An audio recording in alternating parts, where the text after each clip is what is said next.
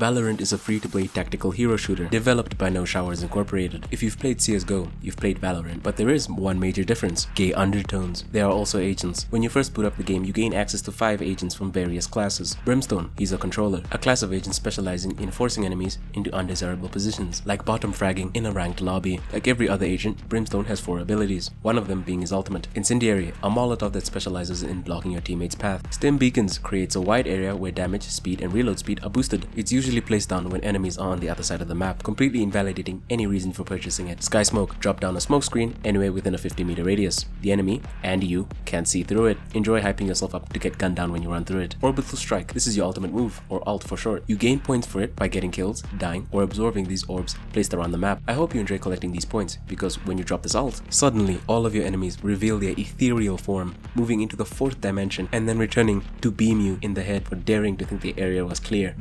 Jet is a duelist. These agents are all about combat. They go in, shoot the enemy once in the leg and die, and then have the audacity to yell, "He's low," and "He's one shot." Jet has 5 abilities, one of them being passive, called Drift, allowing her to fall slowly and throw later in the match. Cloudburst, it's a smoke. Top 10 Ingenuity from Riot Games. Updraft launches her up to gain the drop on her enemies. Easy pickings for the Reyna at Heaven. Tailwind, a speed boost allowing you to rotate to A when they were clearly playing slow to B. You stupid fuck. Bladestorm, this is her ultimate that summons 5 blades from the ancient Korean gods Wu-Tang Clan. These knives have 100% accuracy until it's in your hands, then suddenly a comically sized magnet just off screen manages to pull all of your shots to the left. Phoenix, another duelist, a unique character that I hate for obvious reasons. He's British. This person bombards me with crumpet quotes. Well, we're down 7. But back to the point, Phoenix has 5 abilities, the passive one being called Heat Up that allows him to heal in his own flames. Blaze, a wall of flame. I would elaborate, but I've never seen it effectively used. Curveball, blinds teammates. Blinding enemies is optional. Hot Hands, a Molotov that can be used as an impromptu heal. Run It Back, this is Phoenix's ult, allowing him to return to a certain position after death for a limited amount of time, allowing you to run in, get nothing done, and then leave a match embarrassed as the Fallen had to spectate that. Sage, she's a Sentinel. Sentinels are focused around defensive play. In other words, they're cowards. Get out there and get some kills. Barrier Orb, a wall comprised of 4 blocks to block off an enemy approach. I really appreciate you creating the perfect sniper perch for Jet. Slow Orb, don't you even dare put this down. You know for a fact it ain't doing shit. Healing Orb, you can either heal yourself or a teammate, and it only has a 45-second cooldown. Cool ability, right? Yeah, good luck healing a teammate who got headshot. Resurrection, this is her ultimate that can revive any downed teammate. If only she didn't do this in an active war zone. Sova, he's an initiator. They prep attacks on enemies, but this requires teamwork, something lacking in every lobby you enter. Owl Drone, a piloted drone that shoots tracking darts. Your body is just there, by the way. Shock Bolt, a bouncing arrow that explodes. Fire it the moment you hear a single blade of grass bend under the weight of a friend, or if you're trying to be particularly skillful, a foe.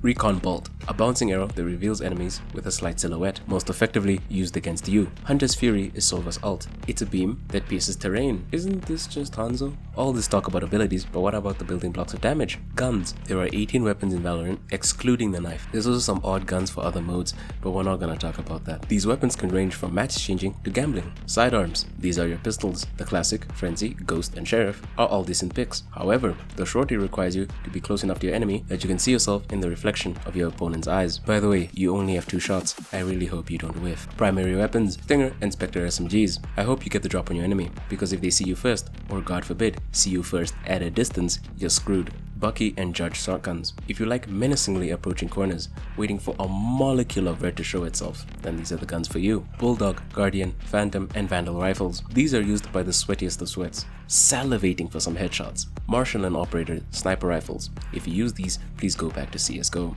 I'm begging you. Ares and Odin machine guns, my go-to weapon. One of the hundreds of rounds I dumped into your general direction must hit. Melee, a knife, or as the experts would call it, a knife in it. Game modes, only 2 matter, unrated and competitive. The rest attempt to imply the possibility of having fun in Valorant. Nice try, Riot. But I'll give you an explanation anyway. Premier, this is for tournaments. Why did I tell you this? You're not good at the game. Spike Rush, you get random weapons and random orbs spawn around the map, and you have to collect them to get certain buffs. Deathmatch and Team Deathmatch. Anxiety generator, as you have to face a jihad around every corner. Swift play, this is where the sweats go to sweat before sweating. Unrated and competitive both focus on the defusal map mode. This map mode has attackers and defenders. Attackers attempt to give you the kindest IRA beating, and defenders attempt to stop that. Defenders have access to the site that the attackers plan to blow up before the match starts. This gives them time to meticulously plan their own failure. On the other hand, the attacker team squabbles on who has to run down Murder Alley unarmed and place down the nuclear device. After 12 rounds of this, the roles reverse. course, attackers become defenders and vice versa. I'm of course oversimplifying a game with a lot of tech. There are various methods of positioning and strafing that increases the skill cap, just high enough that you'll never attain it. This is all worth it though, because as you play games, you gain XP to unlock other agents like Astra, the final boss of astrology, Arbor, the master of water walls. Sadly, he would be more potent in the construction industry. Omen, get your ass back to Overwatch, you're not slick. Viper, master of gas, which made me question her nationality. Neon turns the battlefield into track and field. I'd respect it if it wasn't cardio. Raze, jumping and bombing. Osama? Reyna, devours. How weird. Yoru, blood thinks he's my father. Breach, helps the French fuck up Haiti. Fade, the harassment and stalking build. Gecko, SPCA violations incarnate. KO, futuristic police brutality. Sky, what the witches of TikTok thought they'd be. If all that doesn't get you interested, what about cosmetics? Why aren't you excited? Fine, how about some lore? We're thrust into this world by seeing Jet and Phoenix fight for a MacGuffin. Phoenix loses, and when he wakes up, he sees the next Fortnite update. We are then given multiple snippets of information, like a mysterious element called Raidenite, a company called Kingdom, which realistically was a recipe for disaster, and superpowered beings that we play as called Radiants. We then get a scene of Killjoy, Phoenix, and Viper trying to defuse a different bomb. They are then interrupted by a mysterious figure, and Phoenix goes into hot pursuit, and just like me, find out his own worst enemy is himself. This obviously confuses the fuck out of him, allowing the other Phoenix to escape. Our heroes then defuse the bomb and head back to HQ for actual explanation. Oh my god, they name dropped Brimstone. I main him. We then get the villainy HQ POV, and guess what? There's 2 Earths. Is this gonna be elaborated on in the next episode? You'd think. We are treated to another epic battle. What was the purpose of this? We are then introduced to Euro and his abilities, and Cypher and his ability to throw the match. After all that, we cut to Raze, and have a time-lapse of her working and preparing for terrorism, only for it to be cut short by an ominous hint towards the same character, but alternate. Now we get to watch our heroes interact in a playful manner. I can feel Riot doing the salutations my fellow kids thing, with every piece of dialogue. Anyway, while Phoenix fights some training bot to the death, we get introduced to Neon and Sage. The gang all take turns fighting the robot, and then we get introduced to Sova. One cool teamwork montage later, we get introduced to Brimstone. Then the gang flies away to their next mission. We then bear witness to a really good nightmare sequence, which is the introduction to Fade. You must be confused on what the hell is actually going on. One day, a mysterious mineral called Raidenite fell from the sky, creating superpowered people. This event was called the First Light. The doppelgangers we see waffling about and inconveniencing people are from a dimension where the same thing happened, but they're running out of Raidenite. So simply at the behest of a totally benevolent conglomerate, they hop the dimensional fence with spikes to acquire said Raidenite. This does some slight infrastructure damage,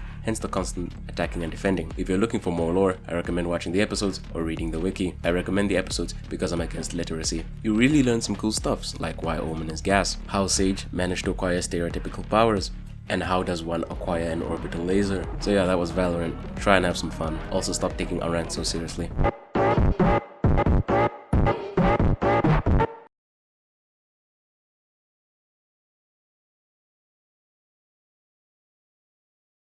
Jeez Louise, you're still here? Scram or something.